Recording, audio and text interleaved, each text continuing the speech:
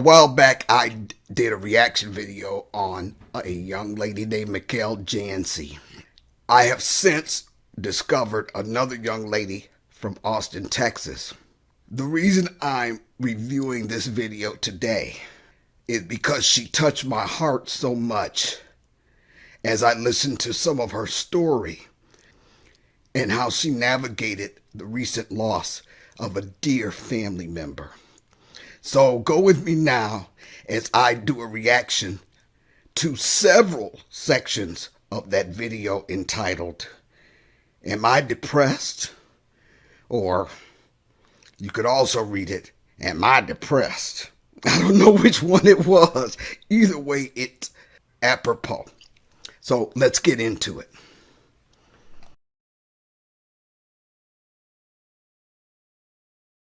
My grandfather passed away, and when I tried to go see him, I did not make it to say my final goodbyes, and that was a lot harder on me than I thought it would be.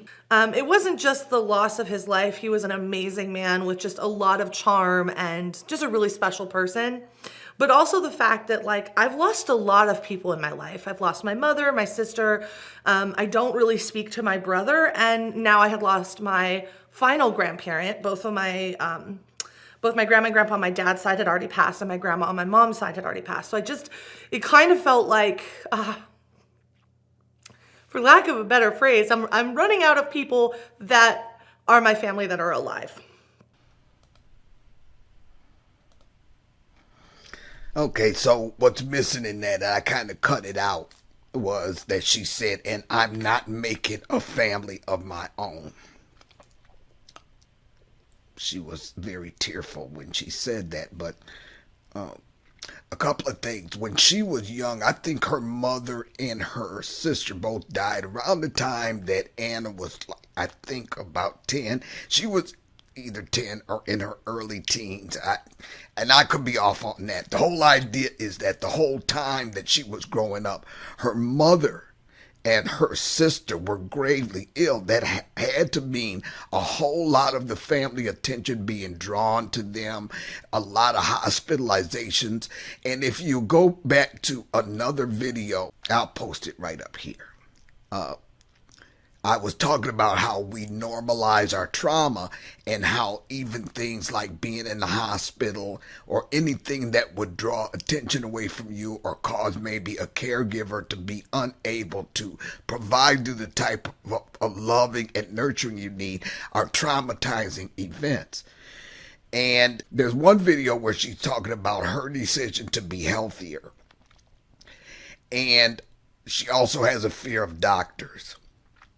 Now, the way that this whole thing is playing out in her life about her mother and her sister being so ill when she was young is that she was in a position where she wouldn't allow herself to acknowledge illness or acknowledge that maybe she was unwell because she felt like growing up, if she experienced any kind of sickness, she began to think, well, they're going through a lot worse. This is not as bad as what they're going through. I don't want to draw any attention to myself and seem like a big crybaby type of thing. And I'm mentioning this because there are so many strange ways that our defining moments build up unrealistic beliefs in ourselves. At some point in my trauma, I developed a similar thing. It's nowhere near like the trauma that Anna's going through, but it was similar in that I always felt rush. Okay, let me give a simple example. So when I'm driving, if there's somebody behind me, I get real anxious because I feel like I'm in their way. Does this make any sense? And to the extent that I will even speed up so that I'm not in their way. Does that make sense? So something similar to that is going on with Anna with respect to understanding that, no, sweetie, you are not in anybody's way. You're not holding up anybody. You have a right to acknowledge that you're ill and acknowledge that you need help with that. And it can't be minimized based on what your mother and your sister went through. Now, if I want you guys to comment below if anybody can kind of shed some light on the specific way that this trauma is playing out in Anna's current life. If you grew up with a sick parent or a sick sibling, anybody sick, if even if it's a sibling and the parent's well, that can be a problem because then all the attention is drawn off you to the child. Rightfully so. I'm not saying anybody's wrong with that. I'm just saying that there's a problem here, and everybody's focus has to be on getting this child well. I understand that. But if any of you have experienced any of that, if you don't mind, comment below and tell me about it, because I want to get some more perspective on what Anna's going through. And I'm hoping that by discussing some of these things with your truthful, trusted others, or maybe get yourself a trauma coach or something, will help you to identify some ways that those defining moments have played out in your life, either positively or negatively. Let's move on to the next clip. But I did begin to feel a sense of loneliness that I couldn't have predicted and didn't even know was inside of me. Yeah. Okay, so this goes back to, you know what? I just discovered Anna. I have to go back to some of her other videos, but I haven't seen anything where she discusses how she processed the loss of her mother and sister in the moment. But on its face, we can understand why this could have triggered such deep loneliness in Anna that she didn't even know was there. And this is an example of what we call re-traumatization. Now, re-traumatization doesn't have to mean that you're going through another similar traumatic experience as the initial one. It can be any kind of emotion that triggers that in you. And her depth of emotion and what she says that she didn't even know was there is churning up some of the feelings of loss that she's probably had in the past. What we have to understand is when we get traumatized, it's not like, okay, now the trauma's over and we're just moving on. If we aren't aware of the areas where that trauma has affected us, then what happens is every subsequent traumatic event piles on that trauma. And we're strong people, as I always tell you, and what we do is we set our minds to function in the here and now, to get through what you'll hear Anna call it down further in the clips is surviving. And when we get in survival mode, so we're not even aware of that. At some point we dissociate from it, and then we just keep living our life. Then all of a sudden some life event out of our control happens, and then we're back there again. And I think that's what Anna's describing here. Let's move on. On top of that, I dealt with a lot of family stuff that just tends to happen around funerals. But it added a layer and a component of complexity to the sadness that just made everything really challenging. I had to hear about how some people who had been very bad to me in my life were great people. And that's always a really hard thing to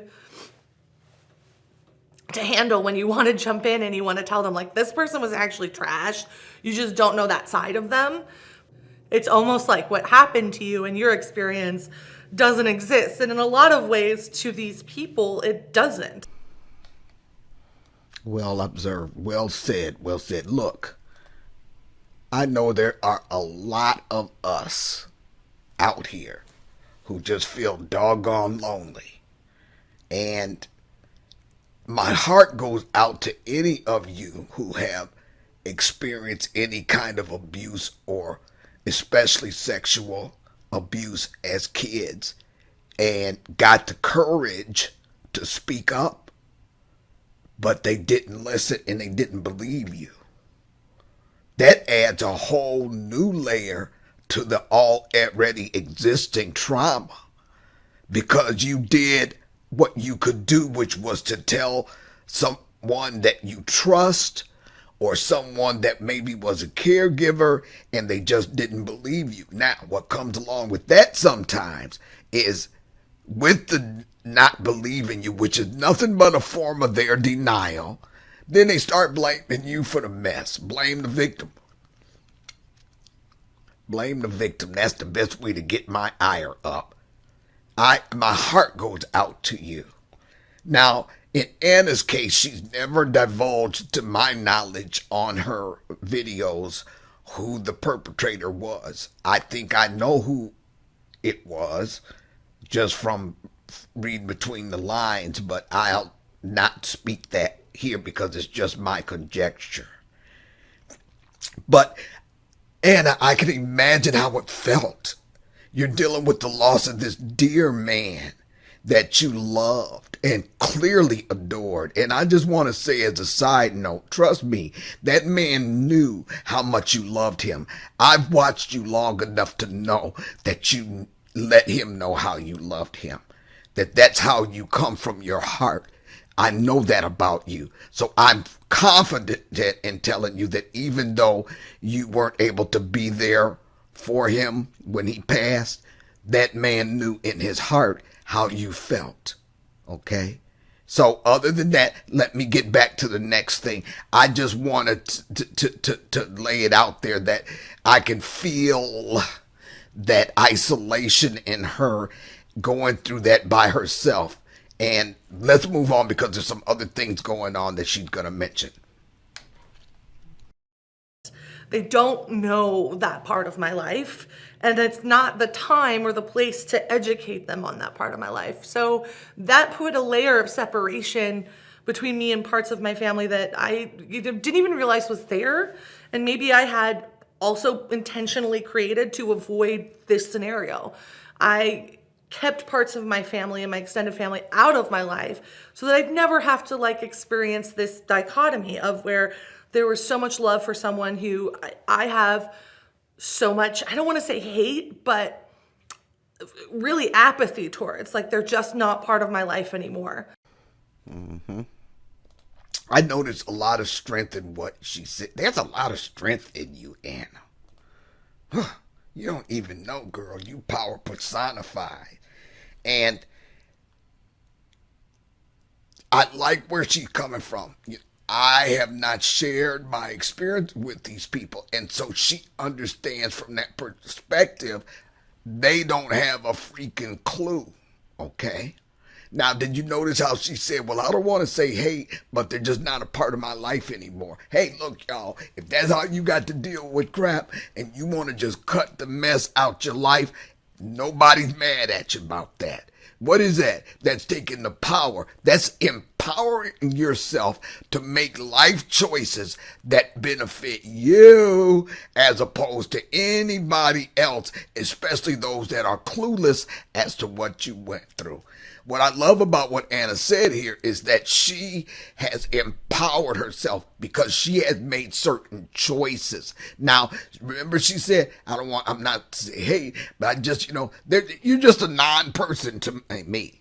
You're not a part of my life. You're not taking up room in my head rent-free. Okay? I'm not mad at you, Anna. I'm not mad at you. Go head on with your bad self, girl. You just don't even... Look, Anna, you don't even see your power. I mean, you are totally clueless as to how powerful you truly are. But let me move on. I'll have a special message for you at the end. So this was also happening on top of a big decision I had made about my future. So it was a time of a little bit of chaos where all of this was happening at, and I felt entirely and completely out of control. I felt like I couldn't control anything around me. I felt really lonely. And I kind of reverted to some really bad habits that are not great. And I was very disappointed. Yep. Look, y'all, this is the deal. I'm not going to say too much here because she brings it back around a little later as to how she dealt with all of that. This is what I do want to encourage you guys. If you go through a life experience that throws you for a loop, be kind to yourself. Be kind to yourself. I'm going to encourage you to be self-aware. Be aware of how you are coping or failing to cope in the moment. Be aware of, as she said, when you're going back to some past bad habits, mentally, physically, emotionally, whatever. Just be aware of those things. Don't just willy-nilly let yourself fly through it. But what I do want you to understand is that you're a human freaking being. Can we just agree to that? You're a human being. And mess comes along and throws us for a loop. We don't even see it coming. We go to bed Thursday night and Friday morning, what the heck happened? And you are a human being. This is what I want you to know. In those moments where life just knocks you for a loop, it can be re-traumatizing, it can be triggering, it can be, I'm just going to disconnect from the entire freaking world because I can't handle this mess. Whatever it is, the key to walking through that without piling on more disappointment in yourself, more guilt, more shame, is to be aware, number one, that you're going through this. Be aware, number two, of how you're responding to that. And number three, be kind to yourself. Don't keep beating yourself up about something, okay? I'm going to leave that there because she's going to bring some things around. We're going to talk about this a little bit in a little bit more depth. Let's get back to it. I was struggling to leave the house at some points because I just couldn't bear the idea of like doing my hair or doing my makeup or even putting on an outfit because it just felt so much work. And I had never really felt like this before. And I think that's why it was so scary for me because I don't usually need a lot of motivation to get up and do something, really anything. And I felt myself slowly like creating the world that I felt already existed for me. So I felt alone, I felt removed, I felt like nothing could change. And because I believed those things, my personal life was starting to reflect that. Girl, this girl is so freaking self-aware. Okay? Look, I don't know which video it is. It's multiple videos back here. If I can think about it, I'll just put a thingy right here with the thumbnail and let you know which one it was. In a lot of my videos, I talk about subconscious expectations. And that's what Anna's referring to here. Remember, she said that she began to create the life that she was feeling inside, how that turmoil was manifested itself in her life. Let's move on because she can tell you better than I can how she navigated that. So let's get back to it. Honestly, my biggest learning coming out of this is that we do create the world we believe we deserve. And in that moment, I didn't think I deserved more than what I was giving myself. Not because I was a bad person, but just because of guilt, of shame, of unprocessed emotions, of loneliness. I couldn't do anything. And it was crippling. And I did try to like overcome it by pushing myself out of my comfort zone. I went to Coachella. That was not a good idea. I tried to, plan things, but I kept canceling them. I tried to go on dates. That was another catastrophe. I was trying, but I was making all the wrong decisions because I was focused on outward things to distract me when I really needed to work on myself. Oh, this girl, this girl just blows me away. I've never met her, but boy, I just love this woman. Look, what does she say? Look, this is the deal. First of all, I want to make the point, like she said, that didn't work for her. So some of us might be going through a similar thing, and those things, getting out of the house, going to this, going to that, doing things that kind of distract and take your mind off of stuff might work. But what she's saying is that mess did not work for me. Okay?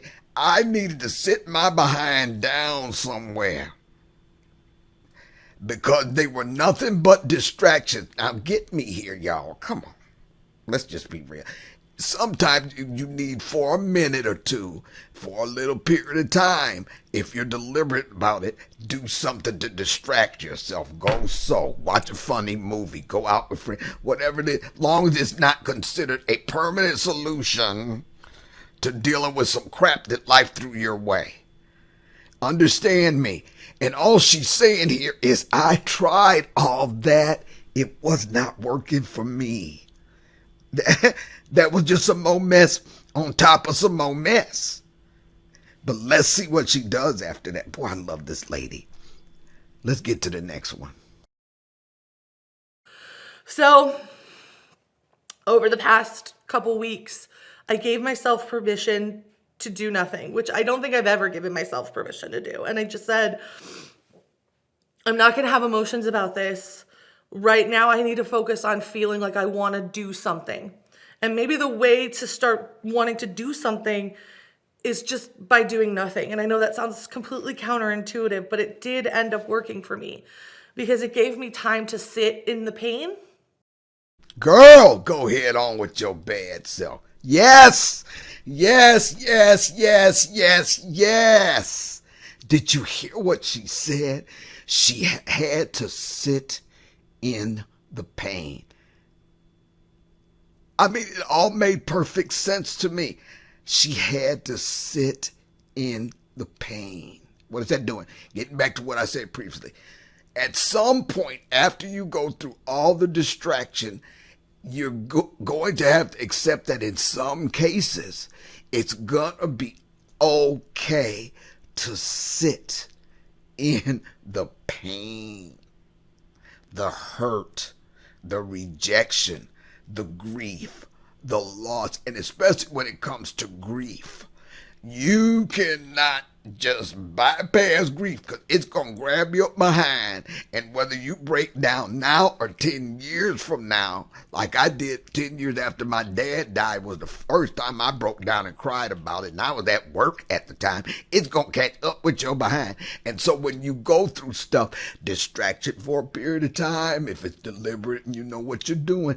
But at some point, what we trauma survivors have got to get is that it's okay to sit in the pain when life throws you a curveball. At some point, we have to go ahead. See, what we do is, because we've been survivors, and for so many years we have just stuffed stuff or ignored stuff and did what we had to do to survive in the doggone moment, then we get to thinking on some deeper level that, nope, I'm feeling some pain here. I'm not going to listen to it. But what we have to understand as we get down the line is that we have come through the trauma and the drama, and we are survivors. Okay? So in survival, part of learning how to thrive beyond that survival is understanding that it's not going to kill us to sit in the pain of something hitting us out of left field. It's not going to hurt us. It's okay to sit in the pain. The pain is not going to kill us. The perpetrators are long gone, hopefully by now. And it's okay to sit in this pain. And sometimes as trauma survivor, it's not easy to make that doggone decision. I ain't even mad at you. But once we allow ourselves to sit in that pain, then we can kind of process through that. Okay? And then we feel more in control after that. Just understand that every deliberate decision you make in your post-trauma life, especially when life throws you a curveball, every deliberate decision you make with respect to your healing is empowering. What is disempowering? You got two ways to go. You can go from a position of empowerment, or you go from a position of disempowerment. And disempowerment is just willy-nilly letting the trauma drive every decision we make.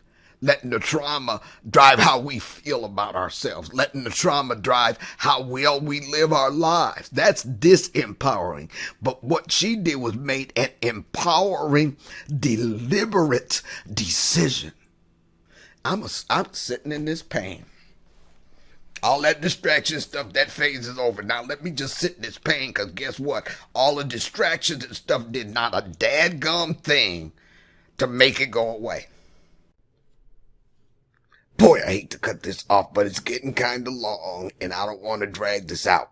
Stay tuned next time for part 2 of Am I Depressed?